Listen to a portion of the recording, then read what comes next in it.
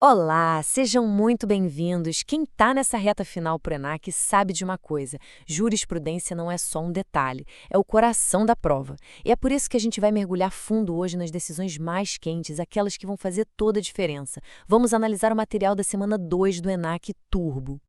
E já começando, é fundamental dizer que toda essa nossa conversa, toda essa análise, é baseada no material de excelência do professor doutor Marcelo Lessa. Ele que é o idealizador e a cabeça por trás do projeto ENAC Turbo. Ou seja, a gente está falando de um conteúdo de altíssimo nível, pensado para aprovação. E o nosso foco aqui, pessoal, é cirúrgico. A gente vai direto nos julgados mais recentes do STF e do STJ, ali de 2023, 2024, e também naqueles leading cases, sabe? Aqueles casos paradigmáticos que são figurinha carimbada em qualquer prova.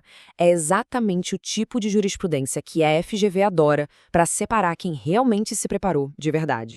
Para a gente organizar o raciocínio, preparamos um roteiro bem estratégico.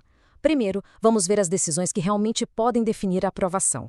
Depois, a gente mergulha nos limites do poder público. Em seguida, nos direitos do cidadão e nos custos da atividade. E para fechar com chave de ouro, a parte que todo mundo espera, vamos decifrar a mente da FGV e como ela costuma cobrar tudo isso.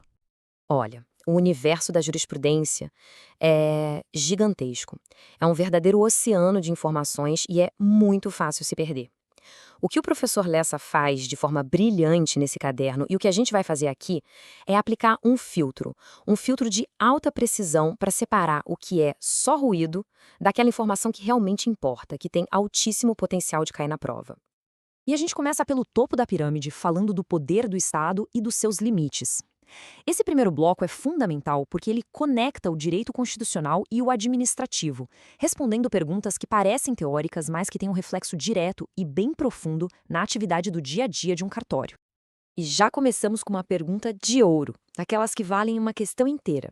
De um lado, a gente tem a segurança jurídica, a ideia da coisa julgada, de que uma decisão judicial definitiva não pode ser alterada. Do outro lado, a gente tem a supremacia da Constituição. E aí, quando esses dois gigantes entram em conflito, quem ganha a batalha? A resposta do STF nos temas 881 e 885 mudou o jogo. Pensa comigo. Uma empresa consegue na justiça o direito de não pagar um tributo, tipo uma contribuição mensal. Essa decisão vale só para ela. Anos depois, o STF, numa decisão com efeito para todo mundo, diz que aquele tributo é, sim, constitucional. E agora? A decisão do STF funciona como um interruptor. Ela desliga os efeitos daquela decisão individual dali para frente. O que a empresa não pagou no passado está protegido, mas, para o futuro, ela tem que pagar como todo mundo. E atenção, isso não é uma ação rescisória, hein? É uma perda de eficácia da decisão antiga com efeito ex nunc, ou seja, daqui para frente. Certo. Então o judiciário pode relativizar a coisa julgada em alguns casos. Mas e o legislativo?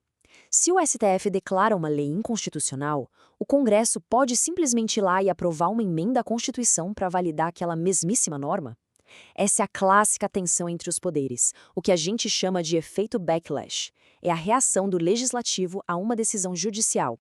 E a resposta tem dois lados, como a gente vê aqui. Na esquerda, a reação que é válida. Se o STF diz que uma lei tem um vício de forma, por exemplo, um erro no processo de votação, o Congresso pode sim corrigir esse erro com uma emenda.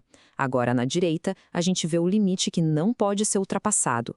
Se a decisão do STF proteger uma cláusula pétrea, como direitos e garantias fundamentais, o Congresso não pode aprovar uma emenda para derrubar essa proteção. Essa emenda já nasceria inconstitucional. O poder de emendar a Constituição não é ilimitado. Agora vamos para um tema com a cara da prova do ENAC, uma pergunta super prática, direta, que a FGV adora. O interino, aquela pessoa que assume temporariamente uma serventia vaga, tem direito a todo o faturamento? Ele pode embolsar tudo como se fosse o titular concursado? A resposta é um sonoro não. E o tema 779 do STF é claríssimo. Para o titular concursado, a renda é considerada privada, é dele. Mas para o interino, a lógica é o oposto. Como a serventia está vaga, a titularidade é do Estado. Logo, a renda é pública. E a consequência disso é gigantesca. O interino está sujeito ao teto remuneratório de serviço público. Ele paga as despesas, recebe o seu subsídio até o limite do teto. E tudo que sobrar, o excedente, vai para os cofres do tribunal. Essa distinção é vital, pessoal. Muito bem. Fechamos esse primeiro bloco sobre o Estado. Agora, vamos mudar a nossa lente. A gente sai do macro, do poder estatal, e vai para o micro, o cidadão no dia a dia do cartório. Vamos ver como as decisões recentes dos tribunais superiores têm impactado os direitos da personalidade e a vida das pessoas. E aqui a gente entra numa discussão quase filosófica, mas com implicações registrais enormes. É o famoso direito ao esquecimento. Imagina alguém que cometeu um crime, cumpriu a pena, ou que teve uma dívida protestada e já pagou. Essa pessoa pode exigir que esse fato seja completamente apagado da história, como se nunca tivesse acontecido? E o STF, no tema 786, foi direto ao ponto. Não existe no nosso ordenamento um direito absoluto de apagar fatos que são verdadeiros e que foram obtidos de forma lícita. O tribunal entendeu que a memória coletiva, o direito à informação e a própria história são valores mais importantes. Não dá para simplesmente reescrever o passado. Mas muita atenção aqui, porque é nessa nuance que mora a pegadinha da prova. E o professor Lessa destaca isso muito bem. Uma coisa é querer apagar o registro, destruir a informação histórica. Isso não pode. Outra coisa, bem diferente, é restringir a publicidade desse registro. Por exemplo, depois de um tempo, depois de pago, o protesto não aparece mais na certidão comum. O registro continua lá no livro, para sempre, mas a publicidade dele muda, ela passa a ser qualificada. É fundamental entender essa diferença. Seguindo em frente, outro tema de uma relevância social e prática gigantesca, com o Estatuto da Pessoa com Deficiência, que foi uma verdadeira revolução no Código Civil. Como fica a análise da capacidade? Um diagnóstico de deficiência, seja qual for, já torna a pessoa automaticamente incapaz para os atos da vida civil? A resposta é um não bem grande, e essa mudança de paradigma tem que estar na ponta da língua. A nova ordem é: a regra absoluta é a capacidade civil plena. Deficiência não é sinônimo de incapacidade. A curatela virou uma medida extrema, excepcionalíssima e restrita a atos patrimoniais. O instrumento preferencial é a tomada de decisão apoiada.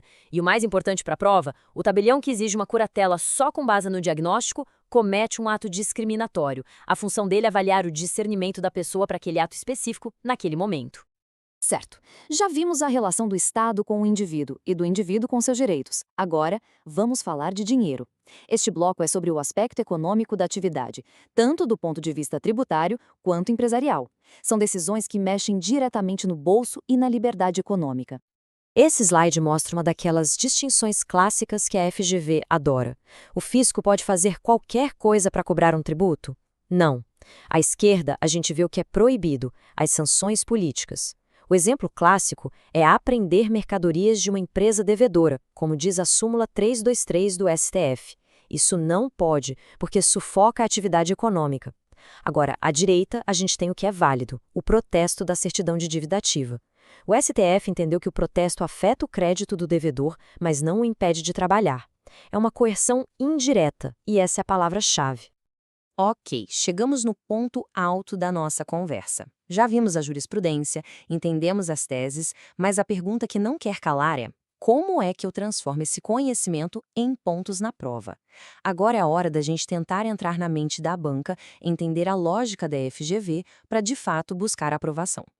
A FGV dificilmente vai te perguntar a tese de forma seca. O que ela faz, e o professor Lessa chama isso de caso concreto misto, é criar uma história, um problema real. Ela vai apresentar um casal de idosos que quer fazer um pacto antenupcial, aí mistura com a dívida de IPTU do imóvel e ainda joga uma empresa familiar no meio. A sua missão não é só saber cada tema isolado, é conectar os pontos e dar uma solução jurídica completa, integrada. A prova da FGV não é um teste de memória, é um verdadeiro jogo de xadrez jurídico. E para aquela revisão final, para fixar o que é mais importante, esse quadro é ouro puro. É o nosso resumo da ópera. Perguntas diretas, respostas objetivas e a jurisprudência que você precisa saber. Vamos lá, rapidinho. Interino pode ganhar mais que ministro do STF? Não. Tema 779.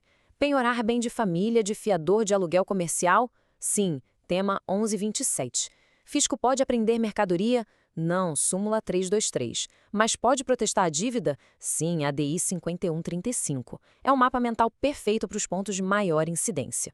E se a gente tivesse que apostar as fichas em apenas 3 teses deste caderno, seriam estas. Primeiro, teto do interino. A palavra-chave é renda pública. Segundo, bem de família do fiador. O STF pacificou. A penhora é constitucional tanto na locação residencial quanto na comercial. E terceiro, coisa julgada tributária. Lembre-se do interruptor. A decisão do Supremo cessa os efeitos futuros de uma decisão individual. São temas de altíssimo impacto. E a gente termina com essa reflexão. Saber a tese é só o começo.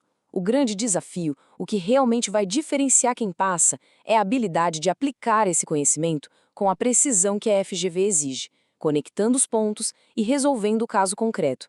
A pergunta final é essa: a preparação está nesse nível de detalhe e aplicação? Essa análise foi produzida a partir do conteúdo do projeto ENAC Turbo, com autoria e orientação do professor Dr. Marcelo Lessa. Se este material foi útil para os seus estudos, não se esqueça de se inscrever no canal e ativar as notificações para não perder a próxima análise. Bons estudos e até a próxima!